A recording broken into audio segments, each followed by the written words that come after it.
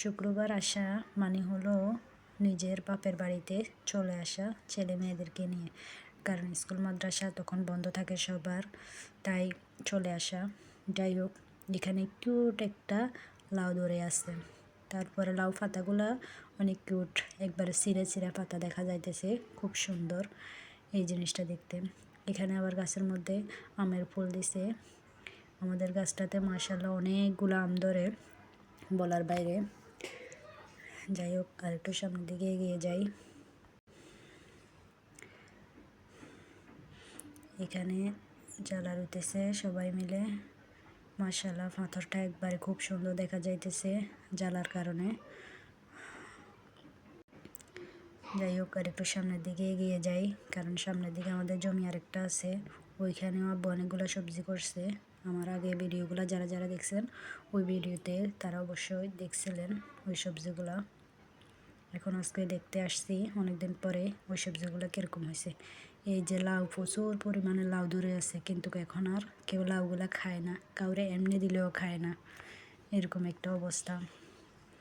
মাশাআল্লাহ অনেক সিমের ফুল দিছে। ভাবছিলাম অরিজিনাল ভয়েসটা দিব, কিন্তু অরিজিনাল ভয়েসটা দিতে পারলাম না, কারণ গ্রামে হাঁস মুরগি কুকুর গরু ছাগল সব কিছু সমানে শুরু করছে, তাই আর ওইটা দিলাম না। এখানে অনেকগুলো বেগুন ধরে রয়েছে, আমি আগের ভিডিওতেও দিছিলাম বেগুন ধরছিল, কিন্তু ওইগুলো সবগুলো চুরি হয়ে গেছে, কারণ জমির মধ্যে এখানে কেউ সেরকম আসে না, তো যার কারণে বেগুনগুলো ধরলেই চুরি হয়ে যায়। তো আম্মু অনেকগুলো বেগুন নিয়ে গেছে, এখানে আরও অনেকগুলো আছে, ছোট ছোট থাকতে নিয়ে যায়, কারণ বড় হওয়ার আগেই চড়ে নিয়ে যায়, ওই জন্য।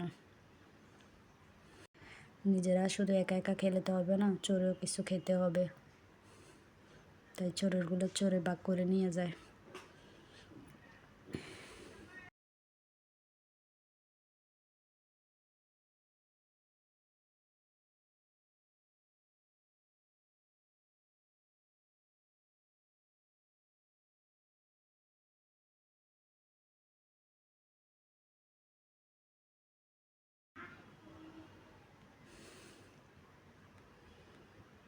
অনেক বড় করে মাছা দিছে আব্বুয়ে,